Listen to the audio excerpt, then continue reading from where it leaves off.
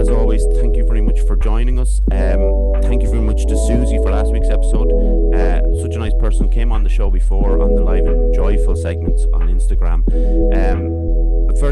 The mindset that she has is something that I'd love to be able to follow, and maybe I will one day. That whole thing of joy and being an advocate for it is brilliant. Like, and hopefully I can get more into that. But it's tough to change your mindset, obviously. Subscribe to our YouTube channel if you would. It's always very helpful. This week I was mainly watching the Beatles anthology again, and I watch it when I can. It's just funny seeing how young Paul McCartney and Ringo and George are in that. But it's a brilliant documentary, and it's actually ties in very beautifully with our episode today. So I'm going to introduce our guest. She is a documentary director, producer, and cinematographer, and her name is Rebecca Coxon. How are you, Rebecca? I'm very well, thank you. How are you? I'm very well. Thank you very much for joining us on your Sunday. You're very welcome. I'm happy to be here. I know you're really busy at the moment, so it was very much appreciated that you kind of come on and have a chat with us, because I'm fascinated by what you do. We'll start at the beginning, as always. Could you give us a short history of your upbringing, please?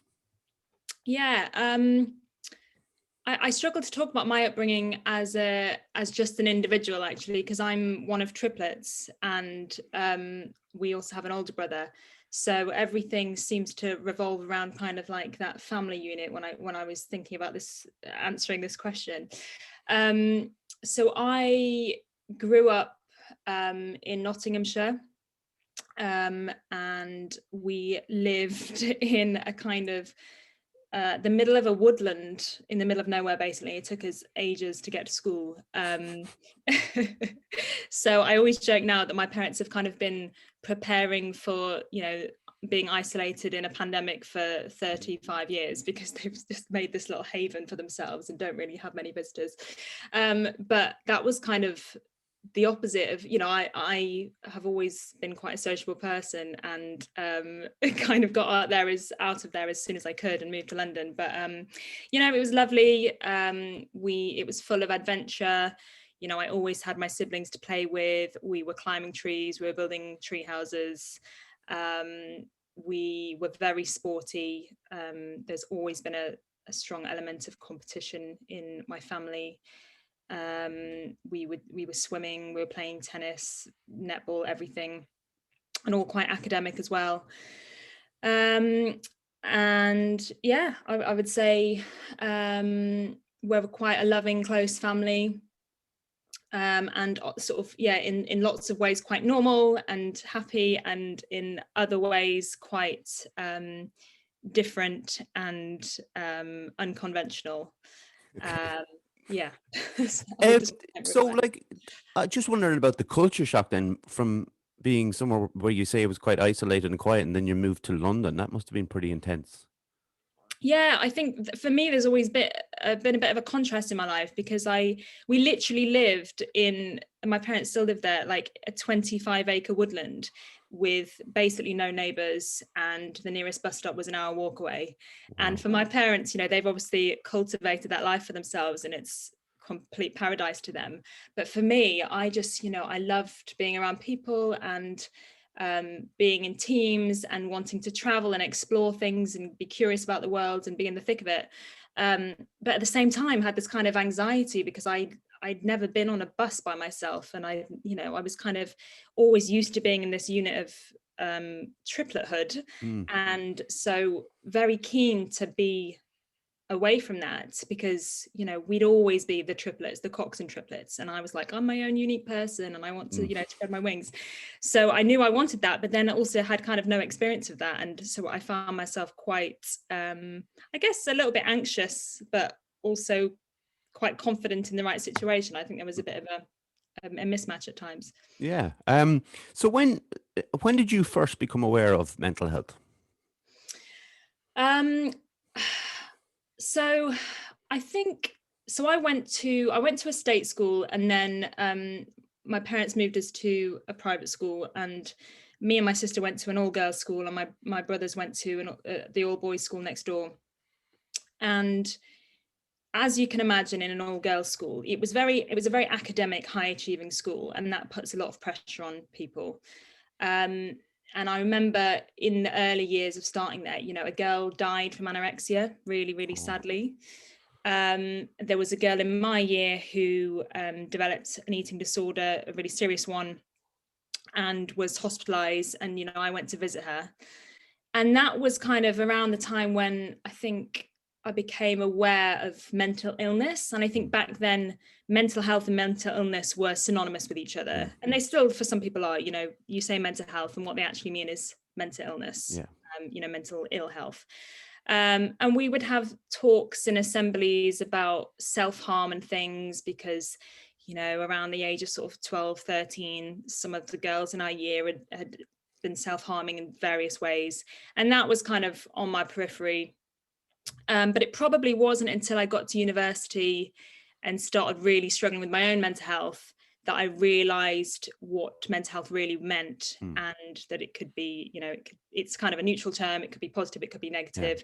And I really delved, as a way of kind of coping with my own sort of struggles, really delved into the world of mental health and actually started writing for a mental health magazine. Oh, A kind of, yeah, as a way of coping with my own stuff. it's very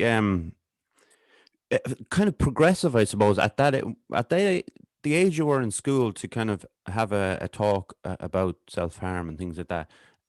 Definitely never was never approached when I was that age, you know, in school over here. And we've talked about it quite a bit with regards to schools and how they're dealing with it and how, you know, they're trying to get people in to speak about it and things in certain schools, but in other schools it doesn't seem to have been even touched on. And at that age, it's so important. We had somebody on who had an eating disorder, and you know, again, for me, with what I'm dealing with, it's not obviously not the same thing. So I don't know a huge bit about it. It's up to me to educate myself on it. But when we were when I was talking to Ona, who came on, it was a real eye opener, the depth of it. It's really, when you don't know about something, we're talking about surface level. I knew about eating disorders, you know, like, you know, you didn't want to eat food because you didn't want to get fat. That was the ignorance that I had to it. And then when you go deeper and deeper into it, it really needs to be talked about in every school, because at that age, it's when it really starts, you know. And I don't want to go into the whole social media side of things, but that, you know, has an effect on things as well. So it's, but yeah, to write about, and I have to mention actually, because I contacted Rebecca, and we'll find out as the episode goes on why. And um, straight away the response was to do with mental health and how you wanted to talk about mental health, and we will talk a bit about it again. But when I get those responses back, it's very touching, because I love when people say yes, because I want interesting people on the program or on the podcast. But you know, when people are responding to the mental health side of things, it's hugely important for me. You know, um. So the first, so my right, it's becoming a thing on the podcast that my writing is very poor. I always thought I had really good writing, and then I realized when I go back to my notes, I cannot figure out what that says. But let's go with this. When did you realize that you wanted to be involved with documentary film and TV program making? I would say I was thinking probably around about journalism and media from probably the age of like 17, 18, when I was doing my A levels, and it was clear to me that I was doing well at English and drama, which I then decided to take to do at university. And I've just always been quite curious, quite ambitious, quite good at writing and communicating. So it just felt like that kind of route was the obvious one for me. It wasn't until my final year of university when somebody from the BBC came and did a talk about this scheme that they were running, and that wasn't even documentaries. That was just TV in general. That was just to get your foot in the door with the BBC, which I applied to and eventually got on. And then when I got to the BBC, I remember them saying, just you should apply to be in the genre that you watch the most of. And I realized that documentaries were my jam. Like, I like the odd drama here and there, but documentaries, I just love the idea of learning about the world while you're being entertained, I Yeah. guess. So yeah, I realized that was what I was watching most of. So I weirdly started working the history part of the BBC, which wasn't a natural fit for me, but it was a way into documentaries, and then I slowly moved into documentaries from then on. Yeah. Obviously. So I want to ask you about this, because this is one of those things where I'm very into film more than TV. But when I watch TV, it's usually documentary, series. But I'm always kind of slagged off by people, because of the whole, talking about cinematography, right? And people always think I'm being, pretentious or something because I say cinematography. And I don't know why. I mean, it's hugely important when it comes to film and TV. Can you explain to people who may not know what a cinematographer does?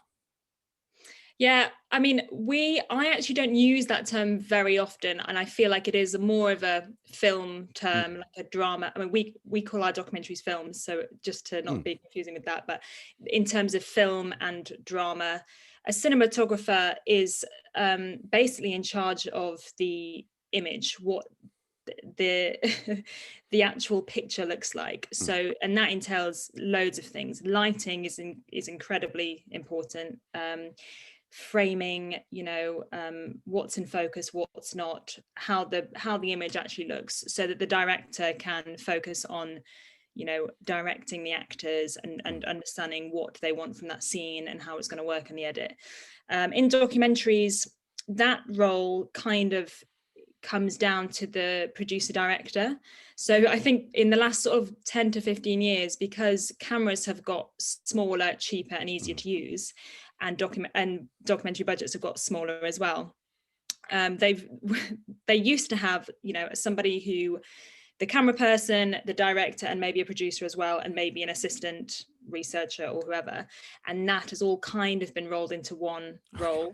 So generally in most observational documentaries now, occasionally if you have a presenter, you might have a separate camera person and a director who can just focus on that, but generally, so in the documentaries that I make, the producer and director and cinematographer are one person. So okay. me, I'll have a camera on my shoulder, I'll be asking the questions, I'll be producing the scene, and I'll be trying to keep on top of sound, light, what we're having for lunch, all that kind of Yeah. stuff. I might have an assistant producer or a researcher to help me change lenses and things.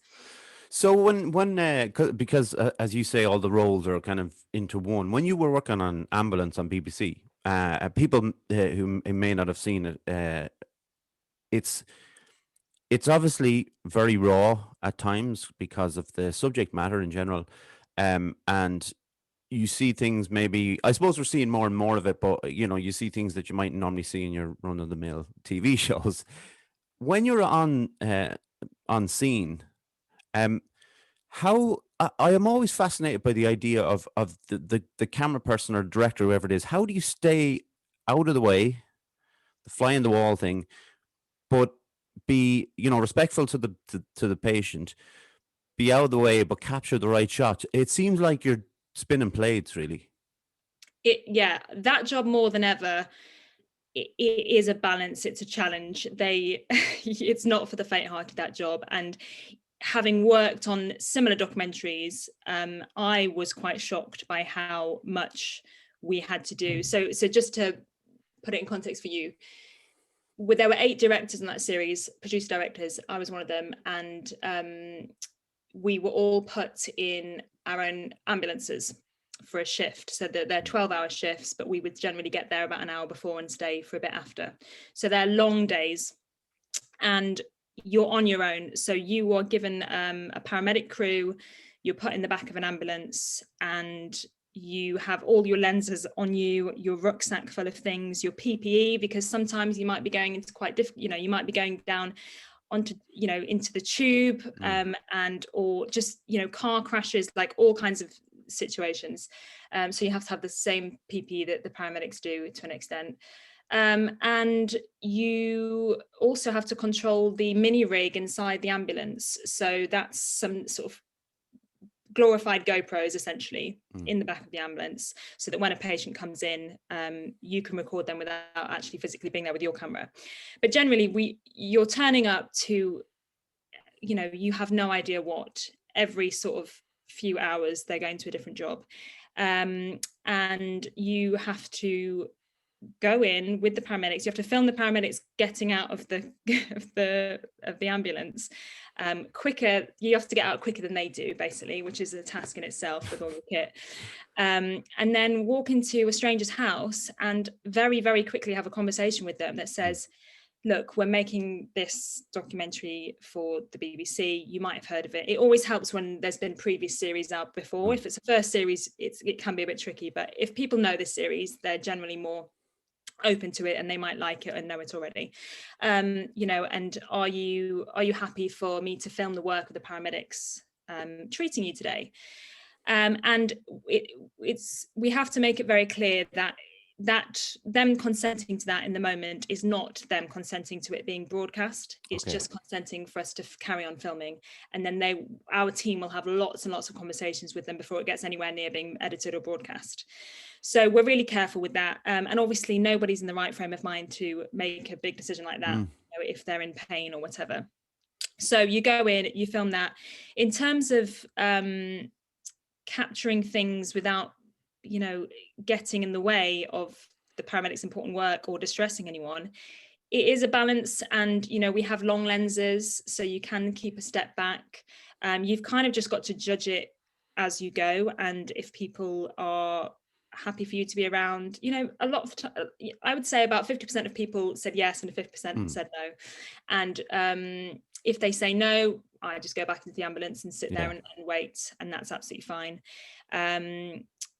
So it's just you've got to be on your feet. Sometimes the people are straight into the ambulance, and what you have to do when you're making documentaries is not only cover the shots that you need for the scene, but also have things to edit it with. So things that we call cutaways, objects in people's houses, reactions of other members of the house. You've got to be getting all those shots, and sometimes you've only got a few minutes to do it. So it really is, it was a great way to sharpen up my skills for consenting people, for capturing everything I need in a really short space of time. And again, it's one of those ones where you can't ask the paramedics to do something again. You can't say, oh, I missed that. I missed you taking her temperature. Could you do it again? So for me, it was a real great challenge to, and as I say, it's really honed my skills in the long run, but it was exhausting. It sounds exhausting. And what about the human side of it then? Like, because obviously you're dealing with a lot of pressure and you're having to do all that work, but there's still the human side of someone being, injured, whether it's a car crash, whatever it might be. Like, is it possible to switch that off while you get through the work?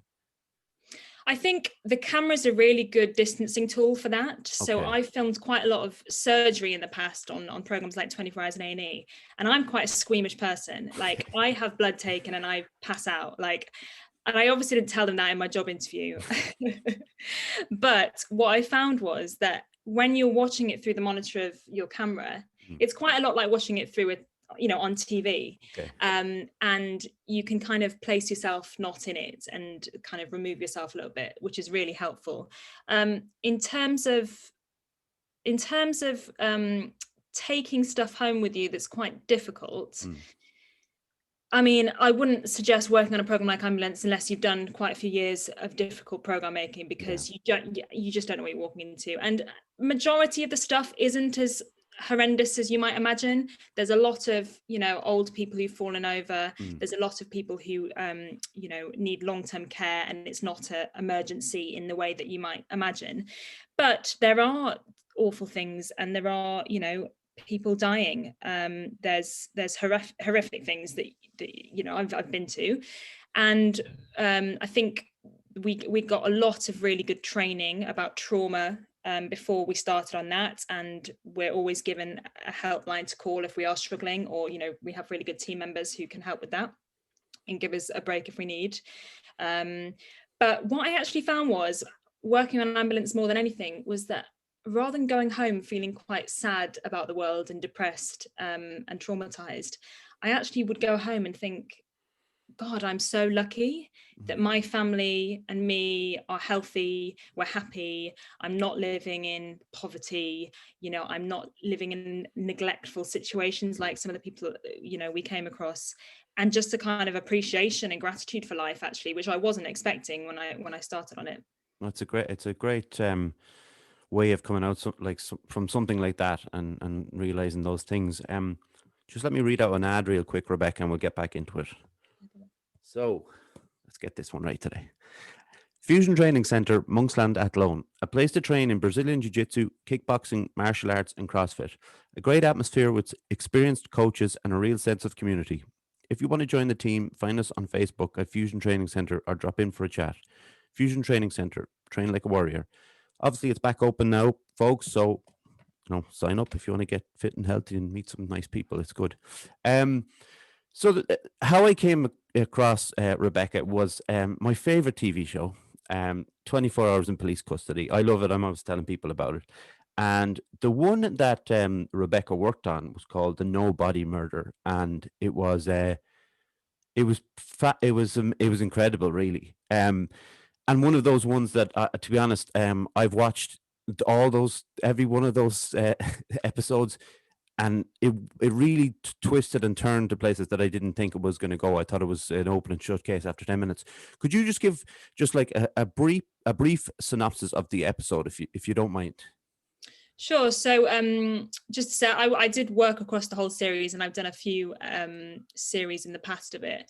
But this episode was my first one that I've directed and taken through the edit. So this episode, the No Body Murder, I don't want to give too much away, but essentially there is a murder investigation. An Eastern European man has gone missing and sort of is presumed dead because nobody's seen him for years. And they suspect that he was in he'd sort of emigrated from Eastern Europe to come and find work in the fields, and had sort of lived in shared housing accommodation and been sort of bullied. And it turns out later that he was potentially a victim of modern slavery. So the police go on this manhunt, they arrest a few people, they try to find him, and then something crazy happens. Yes, it does. It's like I said, like you said, sorry, Rebecca, like we won't get in and ruin the surprise and the twists and turns. But the thing about it, like you can see it. Sorry, I should say you can see it on all four and on Sky. If you have those, if you have that, broadcaster in your house. But the reason why I kind of find the 24 Hours in Police Custody so incredible, sometimes there's these moments where, well, actually, in a lot of episodes, there's these moments where you're going through what the person has or hasn't done. The person is obviously arrested and in the police station. There's moments in interviews within the show where somebody might be very aggressive when they're being interviewed, when they're being taken to the station or whatever, and then there's these kind of candid moments halfway through the episode where they're talking to the person who's being accused of the crime. And there's a calmness and stillness to it, and this person is a completely different. There's a completely different energy off them. I don't know if you've been involved in any of those parts of those interviews, but I can't figure out how they get to that level of trust with the camera person or the person behind the camera. Yeah, I mean, psychologically, it is a fascinating program to just see how humans behave. And all kinds of backgrounds that these people come from, and you see the victim side as well as the perpetrator side. In terms of incel interviews, as we call them, when somebody's been arrested, they're in police custody, and as you say, they'll maybe speak to the police officers a little bit differently than when they speak to us. And I think the main reason for that is that we're not the police, and we make that really clear. So although we're filming the police station and we work very closely with the police, the first thing we say to them when we introduce ourselves is, we're separate from them. And also aren't allowed to talk about the crime. So we make that clear as well. And we just want to find out more about them and their lives. And I think often, especially when people are in and out of the police station a lot, they haven't really ever had anyone just sit there and listen to them or ask them about themselves and say, you know, what was your childhood like? And you know, how do you feel being here? You know, the police don't sit down, they're not social workers, they don't sit down and say that kind of stuff, even if they want to. You know, they're there to investigate a crime and get to the bottom of it and find justice. And so for us, I think, especially when, you know, if you've been in a police cell for 20 hours and somebody says, you know, do you want to just have a chat? And we never force it, obviously. Most people say no to that. But for the ones that do, I think it really helps viewers to get an insight into, that is a human being, and something awful has happened that, you know, they may or may not have done, but there's another side to that story. And so it's just basically giving them that opportunity, which some of them take and can be really quite insightful. Yeah, like often for me, that's the hook, you know, because of the fact that we, you know, they may have all built up a kind of relationship with police where it's complete disdain for them at a point, and they've been in and out of the police station or prison or whatever it might be. But then that turn, and like you say, the psychological kind of aspect to it, where that turn, and you get to see them as talking about their lives, talking about themselves, where they're more comfortable, that they know what they're talking about. You know, they don't feel that they have to defend themselves. It's that they're the fascinating parts for me. You know, I just think it's a incredible program. There was a program that again, I'm not going to spoil it, but the last episode of the current series, where it was focusing on a police officer. She was investigating a man was assaulted by his, well, we can say it's not allegedly now actually, but we'll just say she's assaulted by his girlfriend, his partner, and it kind of took a different route because it followed a lot more closely the police officer and how she reacted to the situation she found herself in, and it was almost like a psychological look at her more than what was going on within the relationship. Obviously, we saw that as well. Um, I'm wondering why because they do focus on they focus on police officers all the time. But this seemed to be more closely, you know, close to her. What did you think of that episode? Yeah, I mean, I didn't work on that one Yeah. at all, though my partner did. So I sort of heard it from his point of view. But I think another sort of good thing about the series is that we do humanize the police in that way. So I think we really strive to show how passionate they are sometimes. So in that case in particular, that officer, she was quite a new officer, and she just threw everything into that case. And sometimes cases do have a personal kind of reflection on the officer. So we have had cases where, you know, they've been investigating a rape, and it's you know, something that's personal to them or their family, or domestic abuse, and you know, it's just nice to show that there is kind of a mirroring there in terms of, you know, and also why police officers get into the job they've got into. I think a lot of them really do feel so strongly about protecting people and justice. So for that case in particular, you know, it's unusual to see domestic abuse from that side. I think she had obviously just gotten to know the victim quite well over the years, and it had really affected her. You know, obviously with what happened in the end, you know, she's obviously taken that home, and I think it's great to see. You know, we really like to show that humans are people too. I think, you know, and because I think, you know, I grew up being a little bit terrified of the police actually, and when I'm, you know, even now when they're driving behind me, I sort of get heart palpitations a little bit.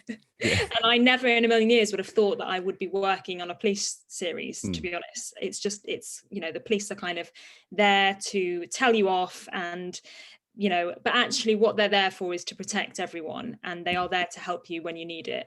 In cases like that, if you find yourself in a domestic abuse situation, the police can help you. Yeah. So yeah, I love the work on the series for that reason, and recruitment always goes up as well. And Oh, really?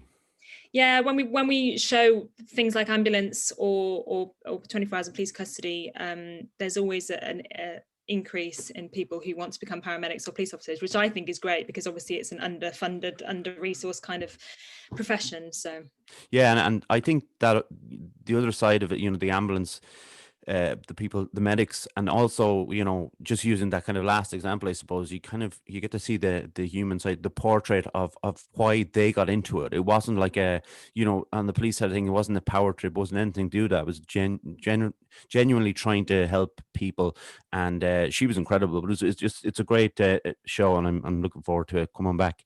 Have you learned actually during all these jobs? Have you learned a lot about yourself, mental health wise? Because you've already mentioned like you had some troubles early on.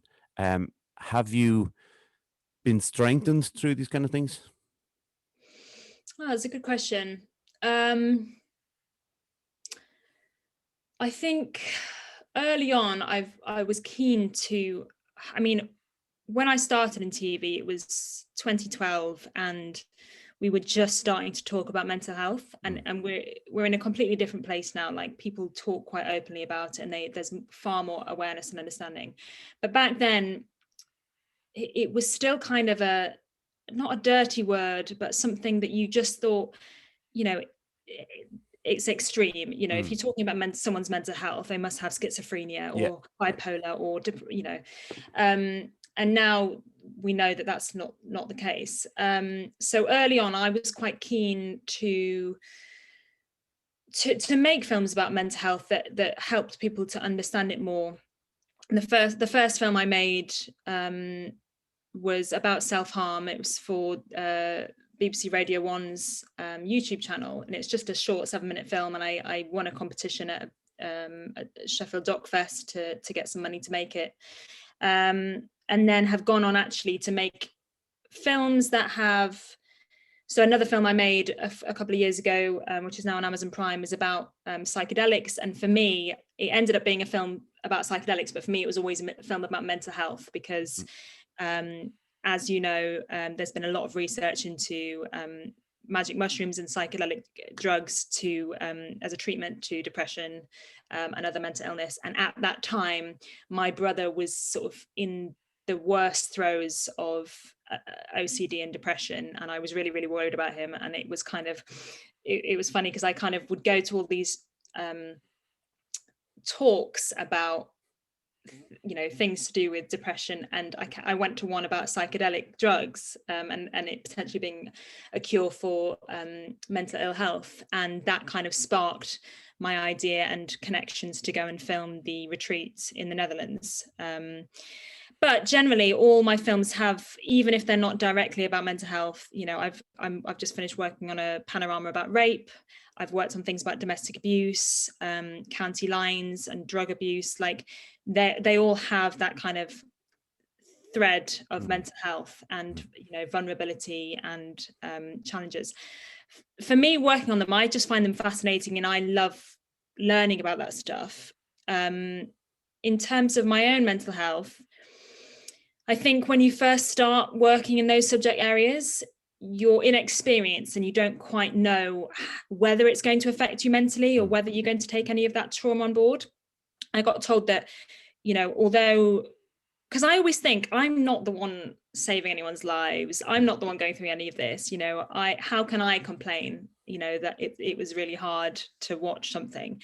But actually, even if you take on a fraction of what you're filming or what you're privy to, it's cumulative, and you've just got to watch that it doesn't overflow your bucket. So I've been aware of that, and as the years have gone on, and I've realized that it's not that bad. And actually, I'm in quite a privileged position, just being able to stand and watch it, and I'm not looking at child abuse images every day like some of the police officers I film. I'm not going to suicide calls like the paramedics are. it's been fine. The only thing is, I would say, is that, and this is probably applies to everyone in their job, is when you have something difficult going on in your personal life, it can be exacerbated in your professional life. So if I'm struggling in terms of a relationship, or a family member's ill or something, that's when the sort of the dark aspects of my job can affect Yeah, me. yeah, that's Thanks. fair enough. And like you said, the thread through all your work in mental health is affected by all those things for those people. Let's talk a bit about you mentioned it there, the Mind Explorers, the Psychedelic Weekend. It's fascinating, right? It's on YouTube actually if people want to check it out. And you see it's on Amazon Prime as Yeah, well. Prime as well. So like for such what I was thinking straight away with regards to yourself was, it's such a personal experience what these people are going through, these collective of people who are taking it. I think I was calling psilocybin. Is it psilocybin? Psilocybin, yeah. Psilocybin, yeah, I knew I was getting the wrong way around. So they're taking this for different reasons, and that's explored through the episode. How was it for you to be in that room while all of this is kind of going on around you? So, first of all, I should say that there was a lot of negotiation and talks. Obviously, they didn't just say, "Come on in." Yeah, I had to sort of build a relationship with the people who run the retreats, and sort of get their trust that I was on their side, and the reasons why I personally wanted to make this film and was passionate about the subject. They'd never let anyone in to film before, so they took a bit of a risk on me, and we just got on well. And then there was the additional sort of layer of having to speak to everyone who had already signed up to this retreat and paid money for it, to then say, well, actually, how do you feel about there being a camera in the room and you being filmed for a documentary?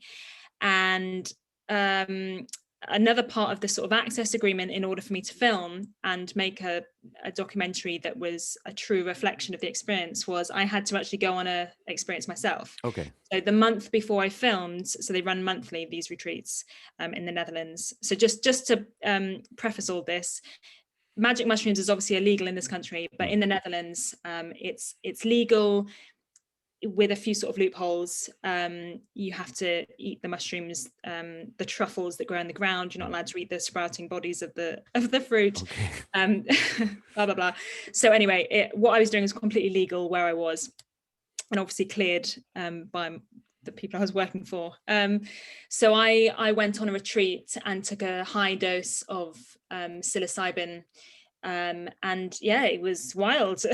It was I wrote a long article for the HuffPost about it. For me, I thought it was such a great opportunity to learn. If I'm going to watch other people go through it, I need to know what it's like in order to accurately portray it. So I did that, and then I had to speak to the people who were on the following month's retreat and say, how do you feel about this? And about half of them were up for it and said, that's fine, great, we want to raise awareness about the subject. And half of them said, no, actually don't want to be filmed. So actually, the people that you see in the documentary are only half of the number of people who were there. Okay. So there's another half that I've edited out who I haven't filmed. But even so, for some of them, it was their first time taking drugs of any kind, or being intoxicated. Some of them didn't even drink caffeine. Wow. So to trust me to film them in that extremely vulnerable position.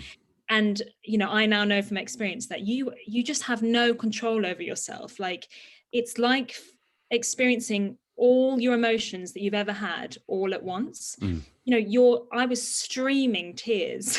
Oh, really? And it's just crazy. So I basically had to build trust with all of those people. And I think in some respects, when I was there, it was just me filming. And I think a lot of people have in their head that when you say documentary or film crew, there's going to be like 10 of you, and there's going to be all these sort of big dominating, big burly men. And actually, me as a literal fly on the wall, just kind of in the corner on a long lens, capturing those moments. everyone was pretty comfortable with that. And as you'll see in the film, like I went to some of their houses beforehand and afterwards, just to see if there was any sort of change, before and after the experience. So yeah. It's those moments, like the before and after, the response afterwards. Was the lady's name Mary? Yeah, Yeah, Mary. Mary seemed lovely. Was she Irish? She sounded Irish sometimes. Yeah, she was. Yeah. I wasn't sure because like half the time she sounded Irish, and then the other half I was like, I'm not sure she's Irish, but she wasn't like her reaction to it was kind of interesting. She wasn't bowled over by it, maybe like the some of the others were. Now there was some who went into it had already done drugs or whatever it might be, but I just found her response so kind of fascinating. No, she wasn't turned off by it completely or anything like that, but the idea of she wasn't quite on board with the thing again. But when you look at people, again, it was quite a wide range of ages too. There was different ages in there, and Mary would be kind of, I suppose, maybe the oldest one that was filmed anyway. Um, for her to go over and do those kind of things to see, I think that's fascinating that there's people still willing, because you think, oh, retreat in the Netherlands where we all go and take truffles, you think there's going to be all 20-year-olds over there just having the crack, but it really wasn't that at all. Um, is there any like I was going to ask if you had done it, and obviously you've confirmed that you had done it. Is there any? Do you think, I should say, rather than is there any? Do you think it's something that could be explored, because it is being explored in the States under, supervision, and it's very much in the vein of somebody going into a room, taking a small-ish dose, I guess, and has maybe their earphones with them or a book, that kind of treatment. Do you think there's room over here for that kind of thing? You know what? I do. I think a small dose is quite a different experience to a high dose, Yeah. and I've done both. And the set and setting is always going to be crucial. So, taking it in a party element, it might enhance your fun or whatever, but it's not going to help your mental illness if that's what you want it to. So what they're experimenting with is the sort of the high doses in a sort of clinical setting as a benefit for people with depression or severe mental illness. I would say that it's not for the faint-hearted, and it can be traumatic. My experience was quite profound in the sense that it really does put you kind of face to face with what it feels like to die, what it feels like to almost experience all your loved ones dying. Okay. And you kind of go through a roller coaster of feeling that, but then coming out the other side feeling like the most intense joy you can imagine. So I think the aim by the end is to sort of have this renewed gratitude for life and to not be scared of dying or whatever it is you're worried about. And so for people who are finding day-to-day living difficult because of the mental health and sort of need a lifeline in order to survive, I would absolutely recommend it, as maybe as a last resort, but certainly as a tool that could be there for them. For people who are unsure, I would just say, just be intentional with it and understand why you want to do it, because there were people on my retreat who struggled, that it can put you face to face with things that you had kind of blocked out, and maybe, and not in it's really hard to describe, because not necessarily in a kind of reliving your trauma way, but just getting to the heart of what really matters to you and all the existential questions that you might not be thinking about on a day-to-day basis. And some people would argue that you're carrying them around with you anyway, so you may as well bring them to the surface and deal with them. But that process can be difficult, as we know. Therapy is difficult. It's not fun.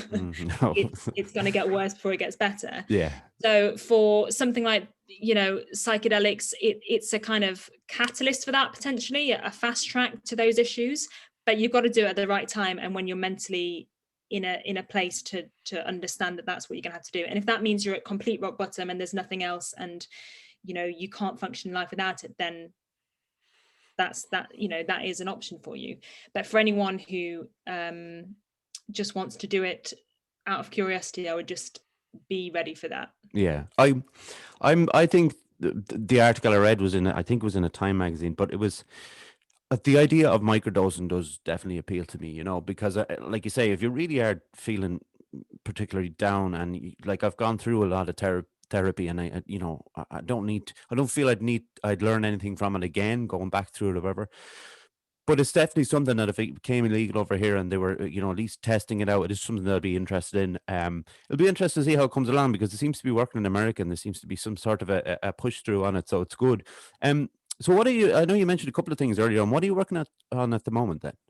So I've just finished the majority of the filming for a BBC Panorama documentary about rape and the criminal justice process. So just trying to understand why convictions for rape and sexual crimes are so low at the moment in the UK. But as of last week, I've also just started on a new BBC series about birth. So I'm kind of imminently waiting for 2 births to happen, so hence why we said I might have to run off at any point.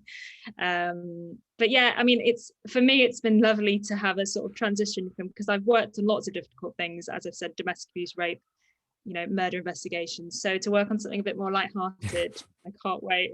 Yeah, it's a lovely thing to be working on, isn't it? Like the birth, we had been, texting before this and just making sure that we could line it up properly with Rebecca, and Rebecca obviously has her phone next to her at the moment. At any moment it could go, and the birthing may commence, and obviously goes without saying that's more important than a podcast. So what then do you like to do in your spare time to relax? You know what? Podcasts, I was thinking about this, are really, I find a lot of, sometimes working documentaries can be quite lonely, and you're driving around a lot and you're kind of back and forth here and there. And there have been times in my life when I just haven't spoken to my friends or family for a while, or not in any meaningful way. And almost like the podcast that I listen to, it's like they've become my friends. Yeah. Sounds a bit sad, but I love this age of podcasts, because I think there's literally something out there for everyone. Like if you have a niche interest, there is a podcast about it. And it's like having those meaningful conversations, every week with people you're familiar with who like the same things as you. So I love a podcast, and I love driving and walking, listening to them. I like gardening, and I just bought some more houseplants. I'm trying to think of things that are quite meditative. Well, I love gardening reading. isn't it? Yeah, it is. And I want to get more into it. Can I ask you a question about because obviously you're on holiday, you got a little bit of a break for yourself. I don't know why I had this. This is one of those things that I've never done. I've never had the opportunity. There was a bath outside was it on a decking kind of, wasn't it? I don't know why, right? But I've always wanted to have a bath outside. Because I saw it was I don't know if you put up a photo or a video, but you were actually drawing the bath. So yeah, why, like that must be, I don't know why that to me appeals so much to have a bath outside. you know what? I've got friends who bought hot tubs recently, and I'm like, no, a bath is the one, because hot tubs, the water kind of stays there and gets a bit stale, and I don't know, it's just, but a giant outdoor copper bath is just a dream. I mean, it took a while to fill, but I felt like such a queen. It's my birthday last week, and Happy birthday, belatedly. And just sat in a giant bath, and it was glorious. And not to forget the what are they called? Slip and slides. Big slip. Oh yeah. Which is always fun. Doesn't matter what age. Actually, interestingly enough, last week I was on a bouncing castle, and I haven't been on one of those for, oh God, years and years, obviously. And you forget, talking about my last guest and talking about joy, you forget how, like, those kind of experiences from when you were a kid can be so joyful. And I was just bouncing around when my brother was on there, but all my nieces and nephews are on there, and we're just jumping around and having a great time.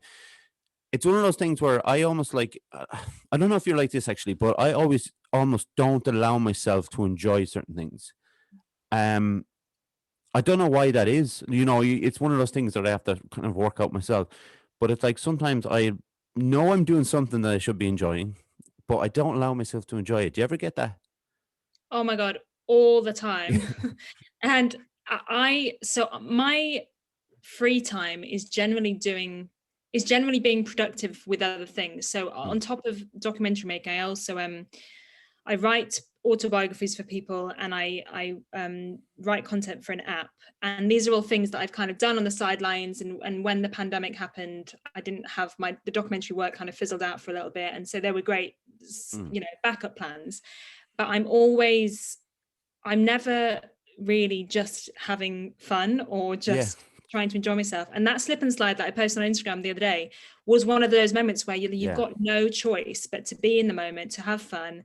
And yeah, just take you back to being a child. And funnily enough, I was listening to a podcast on my drive up here. And it's called We Can Do Hard Things by Glennon Doyle, who I adore. And she's the same. She struggles to have fun. She Mm, doesn't really know, unless it's got an aim or is productive in some way. Um, she doesn't really identify with what fun is. And her sister on the podcast was saying that there's the opposite of work. No, what is it? So there's work and there's rest, but the opposite of um, work isn't play. Sorry, the opposite of play isn't work. mm, It's depression. And basically, this idea that we need play and mm. joy in our lives, not as an added bonus, but in order to not be depressed. Yeah, yeah. um, and I really identify with that. I think that because obviously you did a slip and slide and you had your friends there with you, and I was on the castle and I had my nieces and nephews there, my family there. I want to be able to get that level of joy when I'm on my own, if at least maybe not even on my own, but like searching out something or doing something with one or two people that they don't have to drag it from me, that I can get it from that activity or whatever I'm doing. Um, you know, I should say about the writing. That's one thing that I used to do, but it was so hard for me to get. It's one of those things that I couldn't get joy out of it. Even if I finished something I really liked, a short story or something, it's a bad example to use because writing is a difficult thing. But I know that there's writers out there that can take great joy from what they've written and what they can present.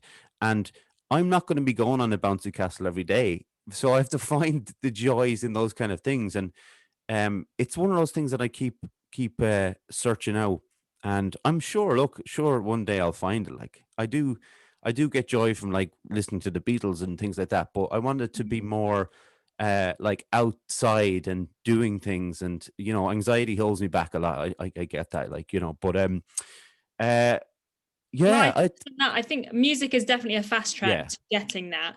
But I know what you mean, and I think societally we struggle to allow ourselves to do things unless there is a end product, or mm, there is something, or say, unless you're good at it. So we are kind of shamed out of doing things for the pure fun of them yeah, unless we're good at it. So, for example, growing up, I knew that my sister and my brother were better at art than me and painting and things. So I just stopped doing it because I mm, was like, what's the point? But for my birthday, my boyfriend bought me, like, completely out of the blue, I didn't ask for it, but like a scrapbook and a painting set. And he was like, just want you to just go for it, mm, just paint. And I was like, yeah, but I'm not very good. And he was like, that doesn't matter. yeah, And so I just spent a few hours just painting the scene. But I still really struggled to detach the fact that what I was doing was mm, never going to go anywhere. It was pointless, like, and just try and be in the moment and enjoy the actual act of it, and being that kid again, just putting colors on a page and going for it. And I think what you realize in life is that everything has to kind of, you have to find joy in the process mm, and not just the end product, because you'll always kind of be disappointed. And also, this is your life. And I yeah, think for you, yeah, finding stuff, whether it's going for a walk or reading a book that uplifts you or mm, watching TV, those things can be joy for the sake of it without having an end product. Or get wild swimming is really popular at the moment. I've got mm, into it. yeah, gardening or whatever it is, or even literally playing with animals, like Yeah. petting a dog, Yeah. is one of those moments where I'm just completely in that zone and obsessed with joy in that moment. So, and that is what, as you're saying, it's kind of what life is about, isn't it? Oh, for sure. And that's very interesting way of putting it about the end product. That's one thing that needs to be removed out of my thought process. Rebecca, it's been an absolute joy and a pleasure talking to you. I'm so happy you came on. It was really great. Could you stick with me for one more minute and I just get a photo after I close out the episode? If that's all right. And then I'll let you go and sit by your phone. But listen, I want to say thank you very much to John for all the tech support. He's my second in command, and I really appreciate it. Thanks to my mum, my dad, my granddad, and Jer and Calvin for their work too. Subscribe to our YouTube channel if you wouldn't mind. We're on Instagram, Facebook, Twitter, the Weekly Wheatley, Spotify, Anchor, Apple, Google Podcasts are where you'll find us. If you don't want to look at me and our guests, and why wouldn't you want to look at us? You can listen to us instead. As always, every week, thanks very much to everyone for listening. I really appreciate it. And once again, Rebecca, thank you very much. Thank you very much for having me. Take care, everyone, and we'll talk to you next week. Bye.